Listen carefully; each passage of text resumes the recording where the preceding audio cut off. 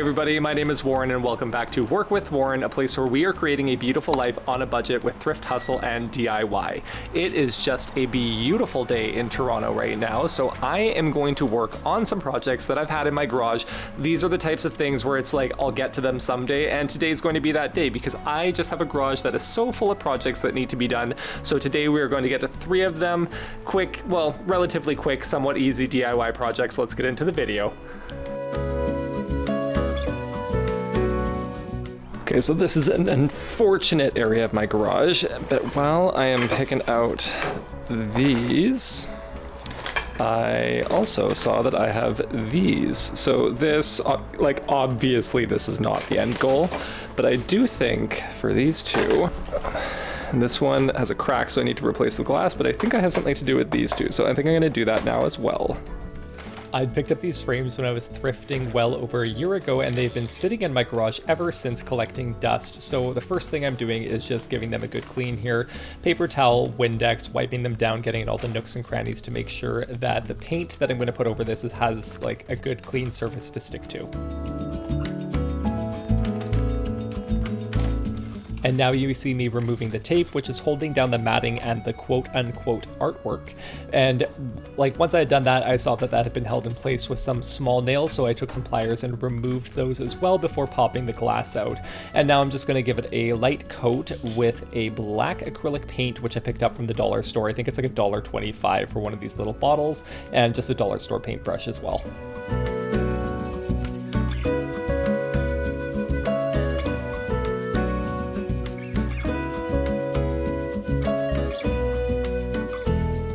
So I thought that I had the camera rolling, apparently I didn't, so you missed me spray paint these 2 picture frames because the first one, which you saw me do by hand, was just taking way too long. So I ended up just doing it with this, was super quick, and now they're done.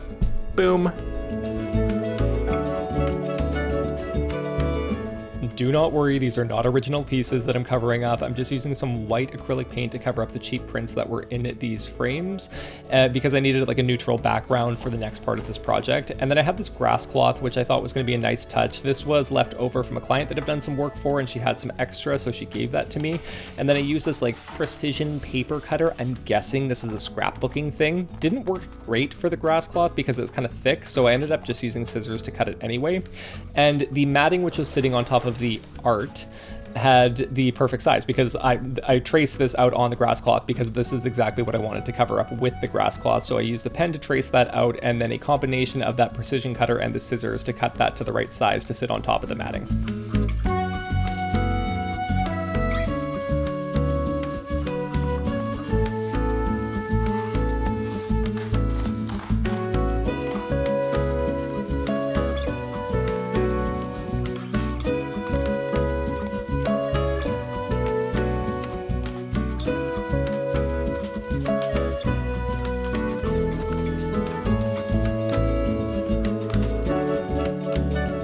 And then I just repeated this process to cover the matting for the other frame.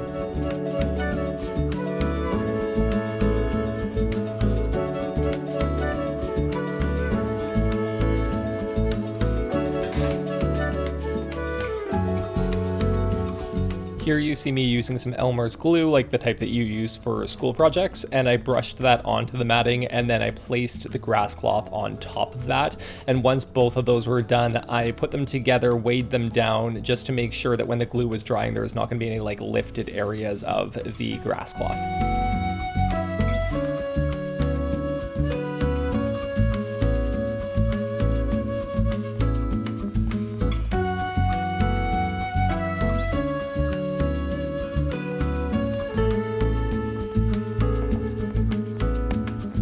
And I thought that this was a little bit bland, so I used a square and a pen, and I just drew some lines, which I thought would just give it like a little bit more detail.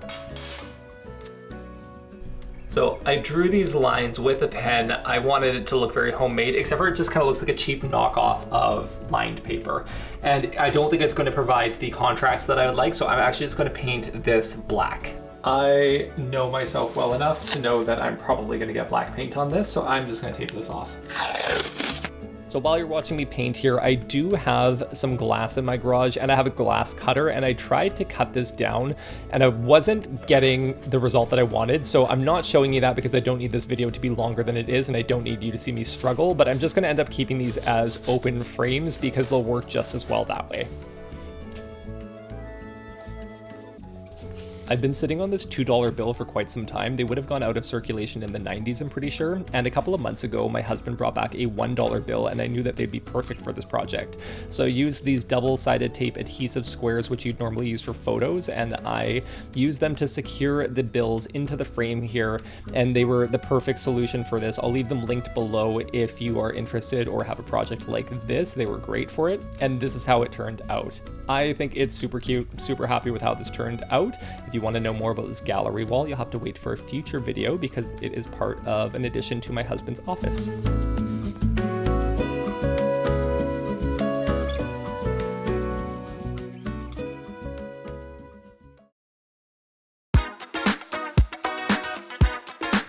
Now onto project 2, which I would have left for the last, but because you can see it in its finished form in so many of the other shots from the third project, I just decided to put this second, but I think it's probably my favorite. So I got this planter from Facebook Marketplace for $20. It was, I think it's just like a terracotta planter. It is super heavy, has this ceramic coating, and the camera was going in and out of focus, so I just kind of skimmed past that part. But what I'm doing is I'm doing like a little tape pattern here. So I'm using the yellow tape to mark off basically where I don't want the paint to go, and then I'm using this white tape as a spacer. So I'm kind of just winging the design here. I have like a general idea of what I'd like to do, but I'm just doing a few stripes at the top, some horizontal stripes, and then I'm going to do a little bit more of a detailed pattern on the bottom.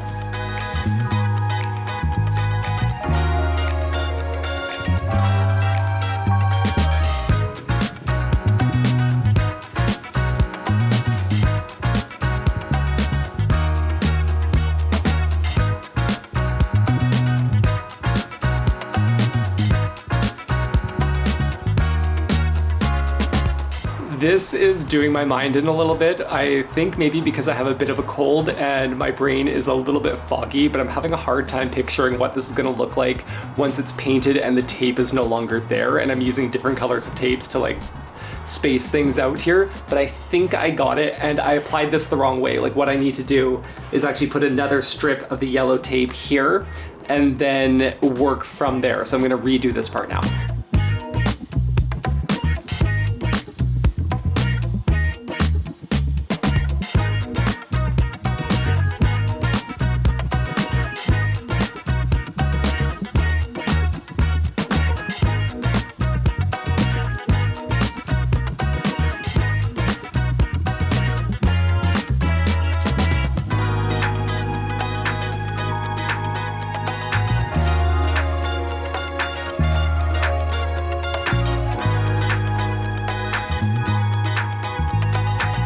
Once I got the general pattern that I wanted, I did some adjustments to make sure that everything was like generally even.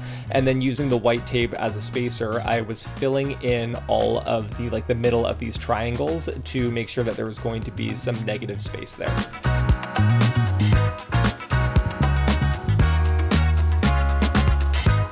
So ideally I would sand this down because it's a glossy surface, but because the stuff that I'm not painting I don't want to be dull, and I can't really sand just in between the lines because it would fuck everything up, I got this appliance epoxy, which is okay to go over glossy surfaces, at least it claims to be. We'll see how this works out. It's also glossy.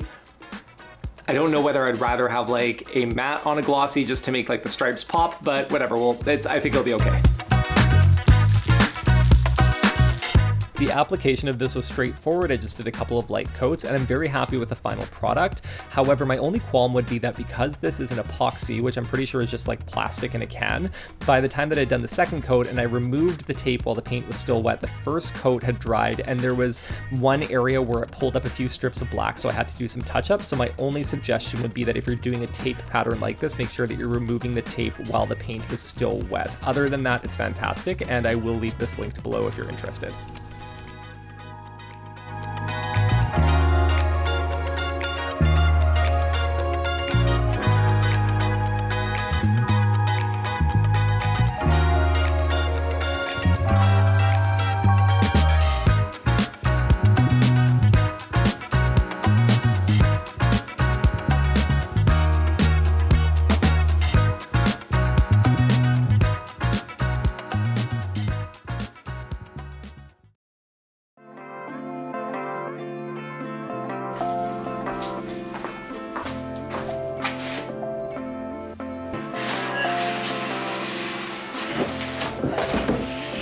Like, I have no idea why I have this. I'm assuming that it was because I was going to maybe make like a planter out of it or something. Might still do that, I don't know. But I only need a foot of it, so we can take it from there. I have a marble tabletop which has been sitting on top of a planter, and I've been using it as a coffee table, and I've always intended to build a custom base for it, so that's what I'm doing here. I'm just marking out 1 foot all around the circumference of this tube. Okay, so I just drew a dotted line on this. I'm going to cut it. I'm going to try with my circular saw and see how that goes. This doesn't need to be perfect because I'm actually going to build a base that's going to support the marble. So this is just going to be to attach the like things to. Get it?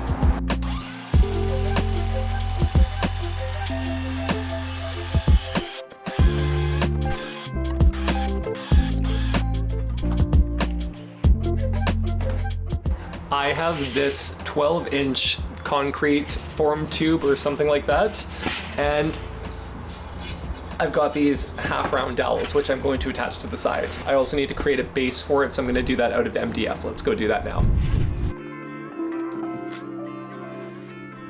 I'm tracing out the circumference of this tube onto a piece of scrap MDF with a Sharpie, and then I'm taking my jigsaw and cutting out that circle just outside the line, and I'm going to sand down to the line with my random orbital sander to make sure that everything is smooth and looking like the shape that I want it to be.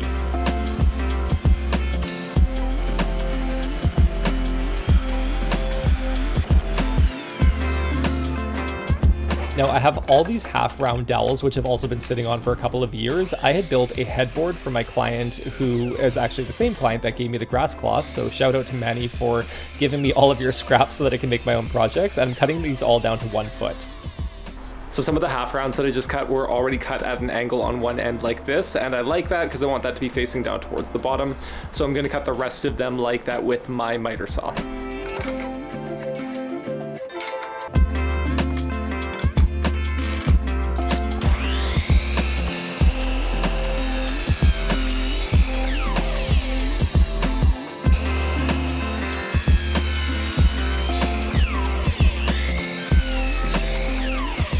Once all these cuts were done, I painted half of the dowels in black and half of them in white with some acrylic paint from the dollar store. I'm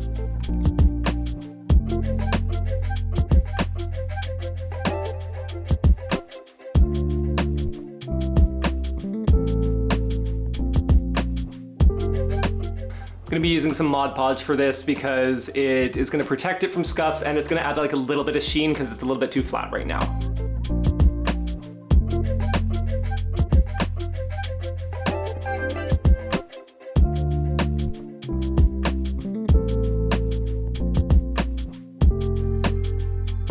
I'm running a bead of E6000 glue along the perimeter of the MDF base that I cut out, and I'm going to set the concrete form tube on top of that. For some reason, the Mod Podge dried a bit streaky on the black pieces, and I'm not sure why because I've used it on black paint before, which you would know if you had seen my last video where I did the DIY lamps, but I had some leftover satin black spray paint, so I just did a quick coat with that, and then I measured to the top of the tube with some scrap 2x4 that I had, and then I cut those down with my miter saw, and this is what's going to actually be supporting the weight of the marble. Once those were cut down, I traced them where I was going to place them, and I drilled out some holes, just some pilot holes for some screws that were going to be going into the bottom of these. I used some E6000 glue to hold them into place. Once that dried, I then went ahead and I screwed in some small screws just to make sure that the pieces were held in place properly. Also, for good measure, I took my nail gun and I nailed in through the cardboard tube just to make sure that these 2x4s weren't going to go anywhere.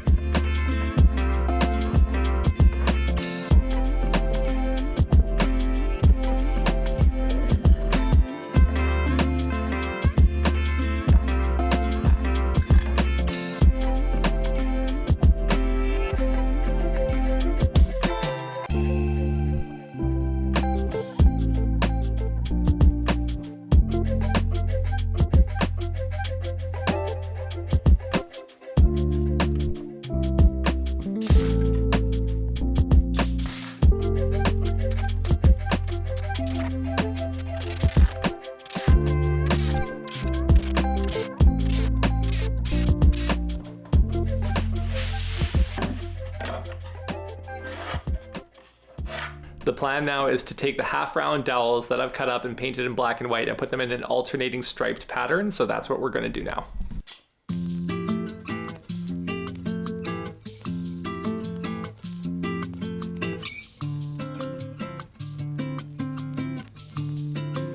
This part was fairly simple, and it was also fun to watch everything start to come together. Every few dowels, I would just use the nail gun from the inside of the tube just to hold it in place to make sure that nothing was going to be slipping around while the E6000 glue dried.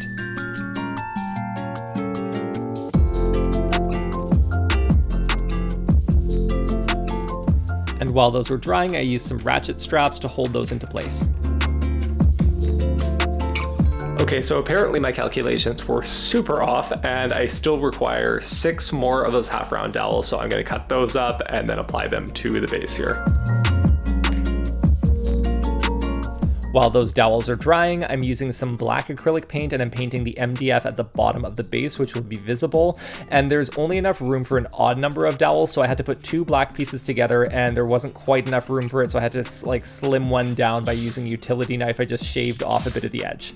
The last thing that I'm going to do for the table base is I'm going to use some of this felt, which you would normally put on the bottom of furniture to prevent it from scratching the floors, and I'm going to put that on the 2x4 so that the marble will sit on that just in case they're not entirely even. Hopefully that will help it kind of like squish down and even out so that the marble top isn't rocking.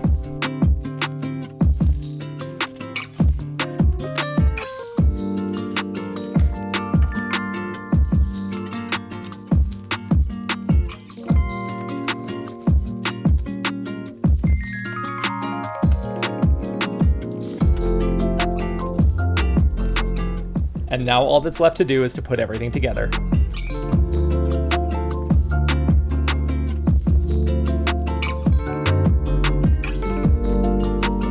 I'm so happy with how this turned out. I think it's super fun. It adds some interest to the room. The 2 black pieces that were sitting next to each other, I faced inwards towards the sofa so that you don't see it from anywhere else in the room, and from the sofa, the overhang of the marble covers up most of that visually. Let me know what your favorite project was though in the comments below. If you like this video, give me a like and perhaps even subscribe if you want to see more DIY content like this.